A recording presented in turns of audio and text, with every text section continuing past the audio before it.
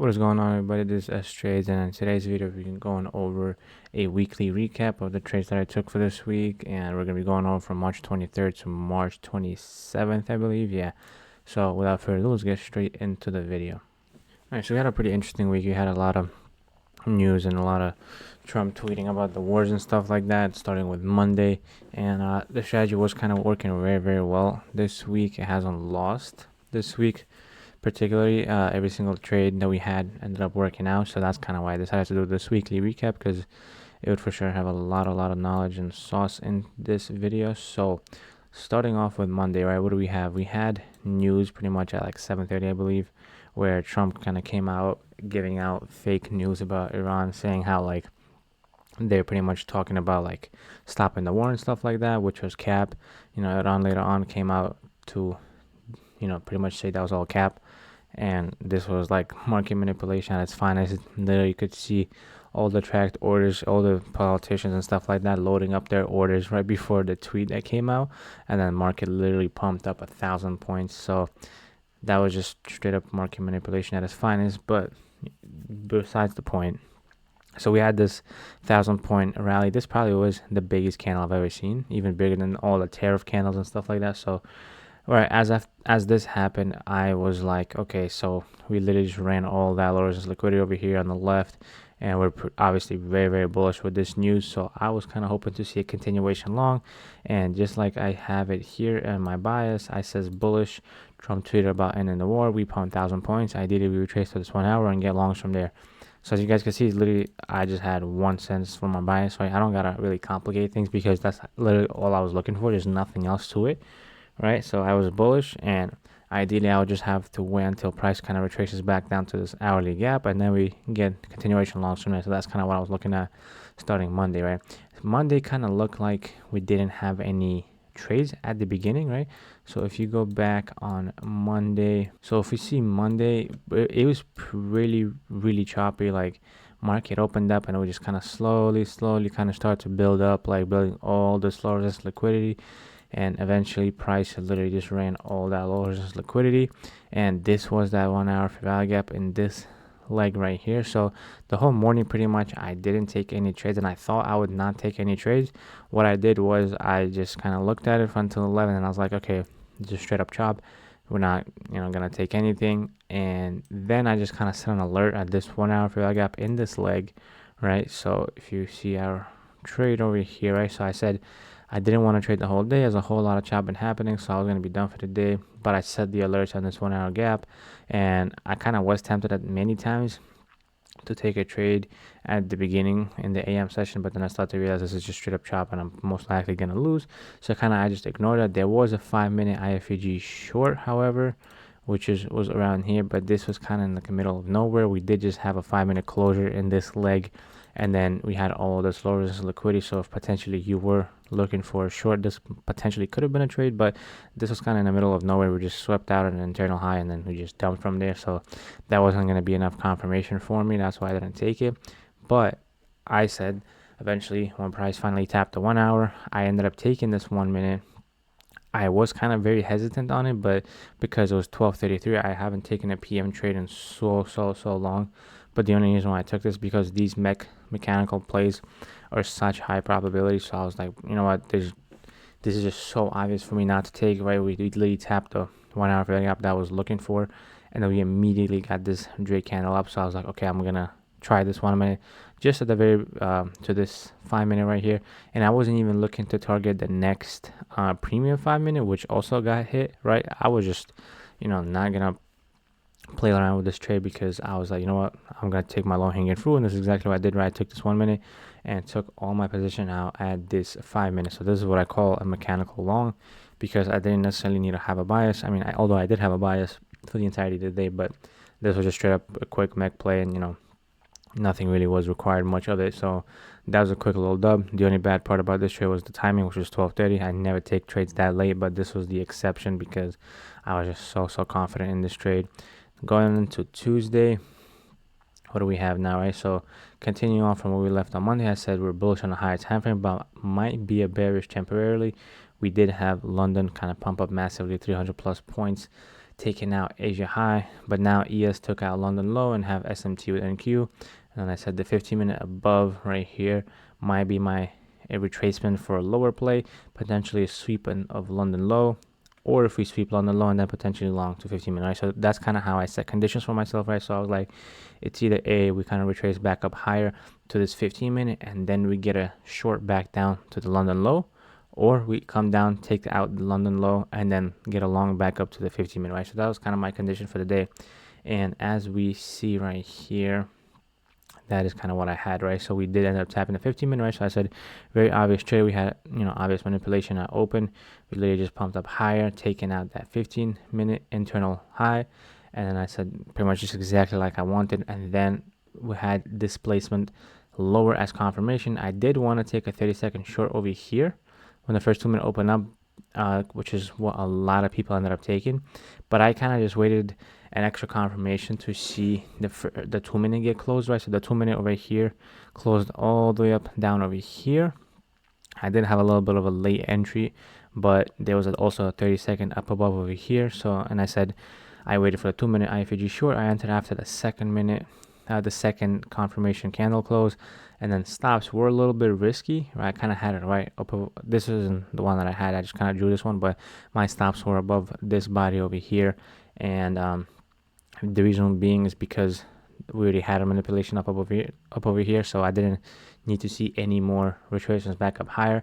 And as we were very, very close to all this low resistance liquidity and the London low, what tends to happen is when you're super close to all these very obvious important lows or highs, as you're drawing liquidity, price tends to just straight up dump through it, right? So that's kind of what I said. This play, I expected a quick flush, and that's exactly what happened. So I kind of just secured another payout over here, but that was pretty much what I was looking for here on Tuesday. Now looking at Wednesday, right? I said I want to be bullish as we were respecting bullish PD rates, but we also had a lot of lows below us over here, right? We have a lot of lows getting stacked, and this 15-minute up over here might be the condition. So if we were to inverse this 15-minute over here, I would be expecting prices to go up higher, also along with the SMT at the previous day low that we had with ES. So that could potentially make us ascend higher. Yeah, so that's kind of my condition, right? If we respect this 15-minute over here, we did have SMTs on both sides, right? We had SMTs on Asia right here, and then we had SMT below over here, but we also had a lot of low resistance liquidity below us. So this 15-minute, in my opinion, was my condition, right? So if you were to close above this 15-minute, then longs would be valid. But if you were to respect this 15-minute, I would expect price to come back down lower, taking out, these two stacked highs. And you see London and Asia being very, very close together. It's a almost equal low. Stack low when this happens is a very, very obvious drawn liquidity. So that's kind of what I want to see here. And I just want to show you this trade on the chart because we did have a trade that I ended up missing out on. But what do we have here? So originally, like I said, I either wanted to see the 15-minute get respected or 15-minute get disrespected, right? So in this case, this looked like the 15-minute was about to get disrespected, but then we immediately dumped back down lower and price ended up closing below the 15-minute, right? So we never actually closed above the 15-minute. And right here, this was this A++ entry if you're super confident in the shorts. For me, however, I was kind of hesitant at first because I thought we were going to close above the 15-minute. And then I just kind of thought that this is like a little, some BS move. That's why I was a little bit hesitant on taking the short. So this would be that A++ setup, right? You take the short. This also aligns with the CISD entry right here, this 1 minute closure, and then you would target either this low or London low, right? So this would have been like a 150-point banger. But for me, however, I did end up missing out on this trade, however. So I was fine with that. I'm like, it's whatever, So what happened afterwards is price ended up coming down lower, right? We never took out London and Asia low with this candle, though we did make an SMT with it. And then as we made that SMT with it, we did also open up a 5-minute gap in this leg. So now I was like, okay, look, this is another mech long opportunity. And we did have a 10 a.m. open up lower. Whenever we have 10 a.m. open up lower, it's very, very good indication that price will likely close above, right? So in this case, we did have 10 a.m. open lower, making that SMT. So 10 a.m. also opened into a higher time for PD rate, which is this SMT with Asia and London low. And then we immediately had hour candle closure back above with a V-shaped recovery. So I was like, okay, this is very, very obvious. So let me take this 1 minute, and then boom, I just profited off this 5 minute. Again, this was just a quick mechanical long, just like I said on Monday, right? With these mechanical plays, I don't need to necessarily have a bias. I could just simply, when I see it, it's almost like a pattern trade, but it's a very, very high probability pattern trade. And so yeah, that was the trade for Wednesday. Now Thursday, we did have a dub, but I put it as an L because I did take a unnecessary trade. But I just kind of put an L for myself to just come back like today and read on it and just reflect on it. So what happened on Thursday, right? We did have a lot of chop, as you guys could see, right? I said I want to see a reversal back up higher. We swept an obvious low. We made an SMT over here, although we were disrespecting bullish, right, at this leg. But at this point, I want to see price kind of go up higher and potentially go lower from any of these premium gaps, right? So we already did kind of flush down lower, but we did come into a higher time frame PDA. So here I wanted to see price kind of bounce back, right? So this is where I have my discretion coming in, right? Just looking at it like mechanically and looking at it how I teach bias. This is showing me bearish plays because all of the bullish PDA over here is getting disrespected, right? We're dumping through the lows. We're disrespecting bullish gaps and stuff like that. So I'll put, just speaking from that point, I would want to see short plays from here, right? But since we already at a very high time frame PDA, an important level, I want to see price kind of jump from here. So that was kind of my condition for the day, right? And this is exactly what happened, right? So what do we have at open? So I said, just like I said it would happen, right? Price opened lower, right? Market kind of opened and then we started to dump. We dumped into a 15-minute over here in this leg. I don't know why I don't have it drawn. As we tapped this 15-minute, right, we started to get we start to slow down. We start to get a lot of wicks in here, right? So right here, as we tapped this 15-minute, I was kind of already expecting price to come up higher from here, right? And that was kind of my mistake because as you guys can see on the left, we have a lot of low resistance liquidity in this leg, right? Although we did take majority of it already, but I still have a little bit of more low resistance liquidity in this leg. So that was my mistake of failing to realize this. So I said price starting to get slow and wicky, right, as we tap this 15 minutes. So I was already interested in longs here. We had a little internal sweep, as you guys can see over here, right? Price kind of retraced a little up right here, and then we got another internal sweep, and then we had another confirmation with this candle closure, and then boom, we had this massive bullish candle over here. Now this kind of where things went a little bit wrong. I took a 15-second inversion in this leg, right? So as I took this 15-second inversion, I usually never tend to take a 15-second inversions in my trades, but this was just super, super obvious for me. I took this 15-second and obviously we lost on it. But then I said it wasn't really like the worst trade, but I kind of what I failed to realize, there's a lot of low resistance liquidity in this leg. And since we were so close to taking out this low, like I said already, like I mentioned, a lot of the times when we're super, super close to an important low or high, price tends to either flush or dump through, right? So that was my mistake of not realizing that soon enough. So now we see price ended up coming down lower, right? Taking out this internal low over here, which was also an equivalent stacked low. So as we took that low out, right, we had another 30-second inversion in this leg right here. So I ended up snapping this 30-second, and I took all my position just as this internal high, which was enough profits for me. But this trade also ended up absolutely running through this internal high / equal high right here, right? So that was my trade for Thursday. But again, I mentioned it as an L because that was a very silly rookie mistake, but that is fine. And finally, closing it off with Wednesday. Again, very, very obvious, simple day. I said really bearish. We took out major lows, and now we're dumping.